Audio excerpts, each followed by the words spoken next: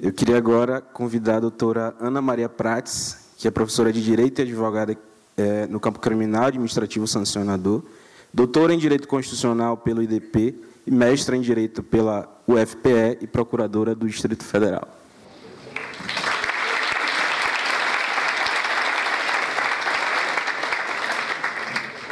Boa tarde. Está todo mundo agradecendo a pessoa do Vinícius, né?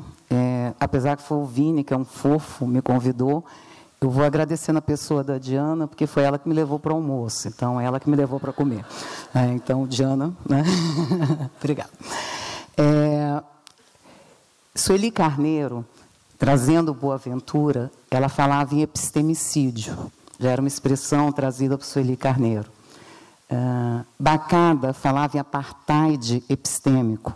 Audre Lorde, Patrícia Hill, Ana Júlia Cooper já falavam do apagamento e da invisibilidade da mulher negra. Em 1850, Sojourner Truth, em uma palestra em que ela, de improviso, ela fala uma frase célebre: "Não sou eu uma mulher?" A questão do apagamento de algumas vozes, do descrédito de algumas vozes, não é nada novo. Em 1800, a gente tem essa frase célebre dela. Então, essa questão do apagamento, da questão do descrédito epistêmico, é algo que já existe.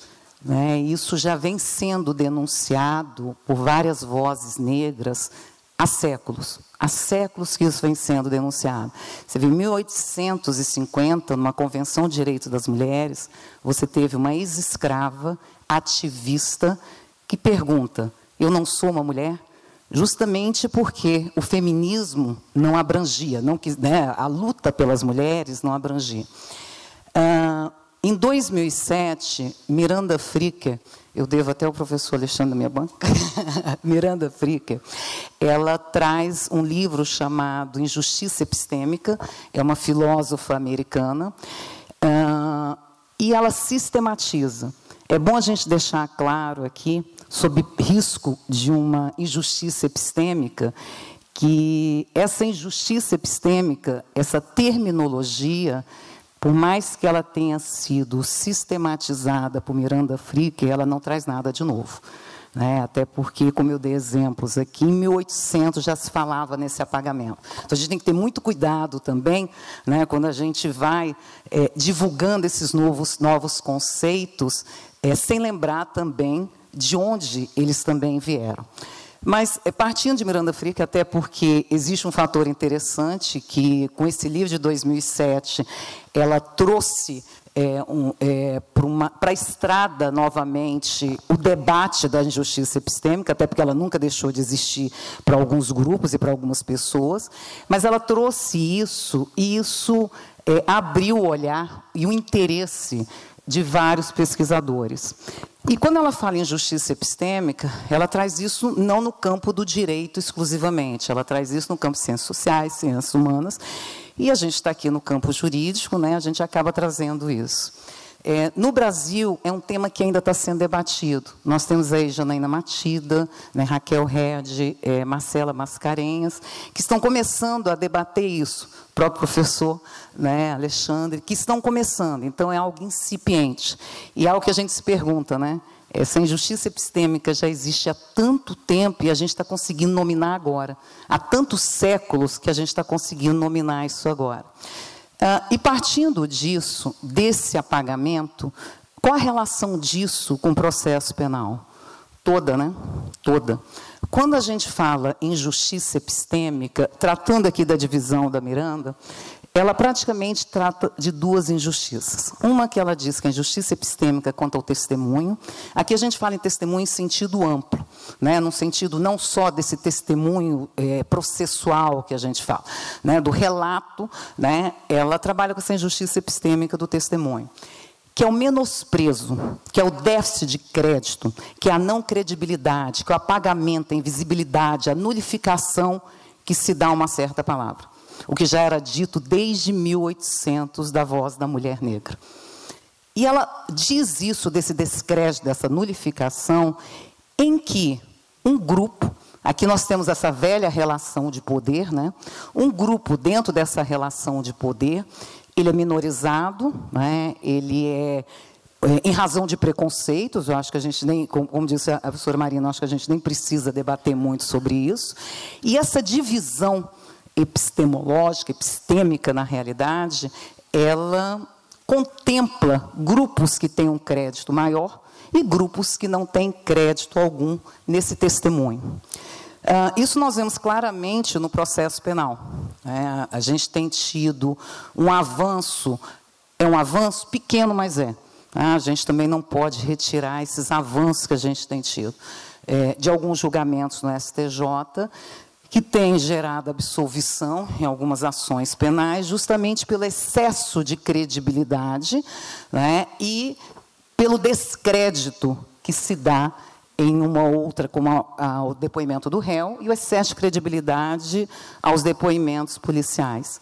O ministro Miranda, o ministro Ribeiro Dantas, no final de 2021, foi no final de 2021, ele, em um julgamento de um menor por um ato infracional análogo ao crime de homicídio tentado, ele, dentre vários outros fundamentos, um dos fundamentos para a absolvição desse menor foi justamente a injustiça epistêmica.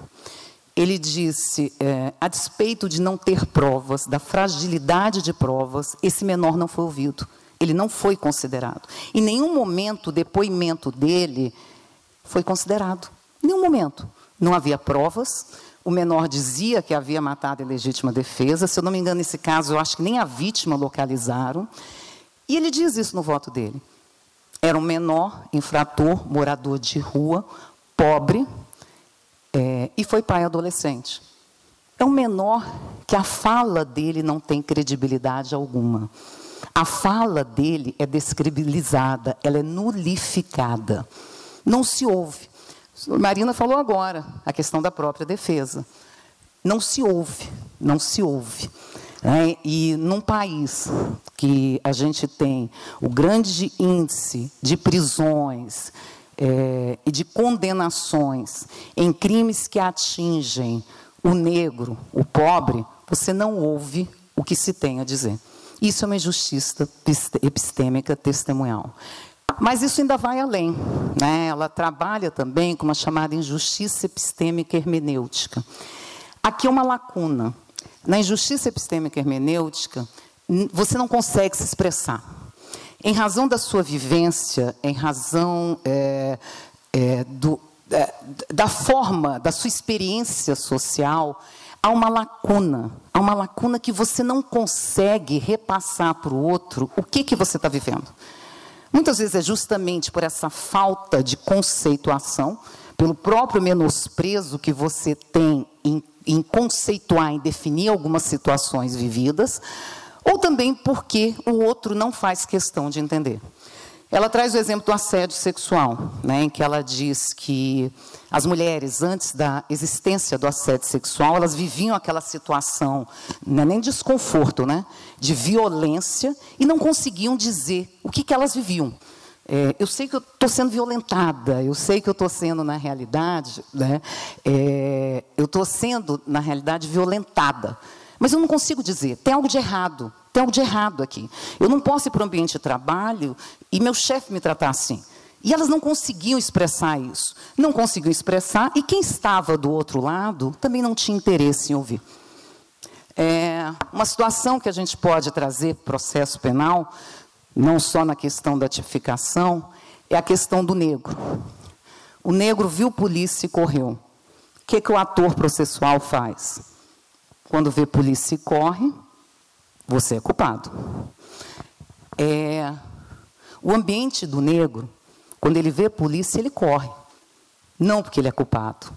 Porque polícia, para o negro, é sinônimo de violência. O negro, quando vê polícia, ele paralisa. Ele paralisa. Ele não sabe o que fazer. Isso é sinônimo de culpa? Não é. Aqui há uma injustiça epistêmica hermenêutica. Não se quer entender isso.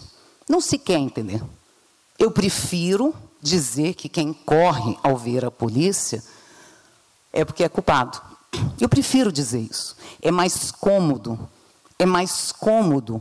para mim acatar as alegações da polícia, do Ministério Público, do que ouvir a defesa nesse sentido. É mais cômodo para mim do que ouvir o réu. E nós temos uma outra situação. O réu, realmente, há um descrédito, a depender do réu. Né? A depender do réu, e nós sabemos muito bem disso. A depender do réu, você abre toda uma possibilidade de produção de prova. A depender do réu, você fecha toda essa possibilidade. Marina falou isso agora, né? Da questão de não se querer ouvir testemunhas quanto a isso. E existe uma situação interessante, como essa injustiça epistêmica, ela persegue mesmo alguns grupos, como ela é decorrente mesmo dessa desvantagem que alguns grupos têm. O réu, quando senta no banco o negro, quando senta no banco dos réus, ele não é ouvido. E o negro, quando senta no banco das vítimas, ele também não é ouvido. Então, quando, porventura, houve uma suposta prática de crime racial contra ele não vai ser ouvido. Quando ele está sentado no banco dos réus, ele também não vai ser ouvido. Isso é uma injustiça epistêmica. Isso é racismo. Mas ninguém gosta de ser racista, né? Ninguém gosta. Então é melhor a gente chamar isso de injustiça epistêmica. Que o seja. Né? Chame do que for. Que o seja. Que os votos venham considerando a injustiça epistêmica. Que os votos não precisem falar em racismo. Mas que o seja. Já que falar em racismo é uma coisa que machuca, porque eu não sou racista, você não é racista, então fale-se em injustiça epistêmica. Mas que a gente comece a ter esse caminhar, que a gente comece a ter esse olhar. Como eu disse, o STJ está avançando? Tá, mas ainda é pouco. Né? Enquanto isso, a gente continua tendo prisões abusivas. Um caso como esse chegou no ministro Ribeiro Dantas foi um de vários que chegam e não são analisados. Foi apenas um, numa gota d'água. Foi apenas um de vários que chegam. O seminário falou diversos erros judiciais que se tem, mas aqui é uma questão que vai além de erro, né? É uma questão que vai além de erro. É uma questão que depende também da vontade do ator processual, da vontade de trabalhar com um processo democrático, em trabalhar com um processo não racista. Isso vai além, vai além de dizer um erro que venha a ser. Não adianta ter tecnologia, ter o que for, ter cadeia de custódia, se você ainda mantém, se o processo penal se retroalimenta de bases preconceituosas, estereotipadas e racistas. A injustiça epistêmica, ela é um exemplo disso. Miranda fala da questão racial, ela trata da questão racial. Louvel tem um artigo maravilhoso em que ele fala do Vidas Negras Importam, e ele fala como o outro, aqui o branco, né, ele não quer entender o que significa Vidas Negras Importam. Ele diz assim, vidas negras, mas todas as vidas importam. Por favor, gente, ninguém está dizendo que não importa. O que eu estou dizendo é que naquele momento, em razão, que é um momento que dura tantos anos, em razão de tantas mortes do negro, as vidas negras importam. Eu não estou excluindo. O que é uma interpretação como injustiça epistêmica? É isso. Eu quero interpretar aquilo como só vidas negras importam. E óbvio que não está sendo dito. É uma lacuna que existe. Então, isso depende também da vontade de quem ouve. Não só depende do preenchimento dessa lacuna de quem recebe. Eu defendi minha tese agora, e antes de defender minha tese, eu ia trabalhar com algo ligado a crimes econômicos. Eu até fui aprovada com isso. E lá pelas tantas, eu resolvi mudar a tese por completo. Foi um sofrimento, sim. Não precisa nem dizer, né? Quem está passando por doutorado, gente, eu lembro, eu me arrepio. Lembro até me dar um mal-estar. Mas, enfim, e eu defendi agora. Minha tese falava de um processo penal não racista.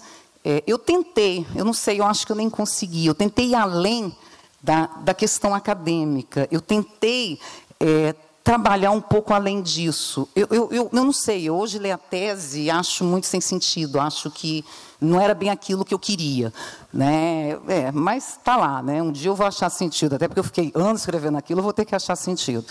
Foi aprovada, foi aprovada.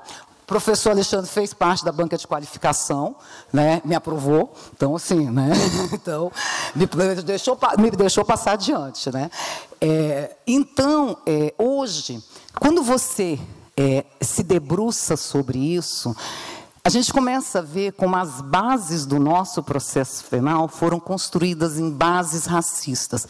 Tudo bem, eu até costumo dizer, a gente defende, o processualista penal defende bases fascistas. Não, gente, o nosso processo penal foi com base, eu estou ficando com bases racistas.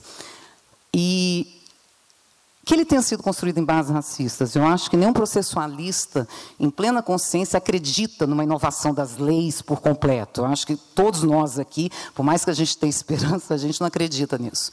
Mas ele também tem que parar de se retroalimentar disso. Ele tem que parar, tem que parar. Isso depende muito mais de nós do que de mudança de lei.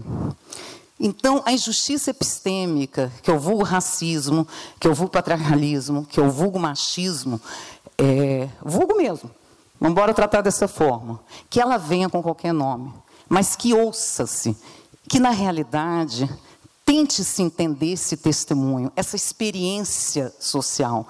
Não se julgue apenas com base na sua experiência. Gente, não dá para negar.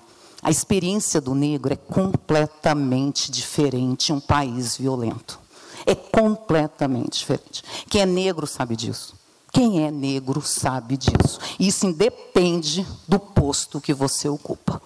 Então, hoje, gente, ao falar de democracia, a gente primeiro tem que falar de racismo. A gente primeiro tem que falar desse apagamento que o processo penal faz. E que nós fazemos. Que nós fazemos também, em que vocês fazem também. Então, é começar a ter uma consciência, já passou da hora isso, né? E eu costumo dizer, você talvez não precisa ser consciente, mas finja que tem.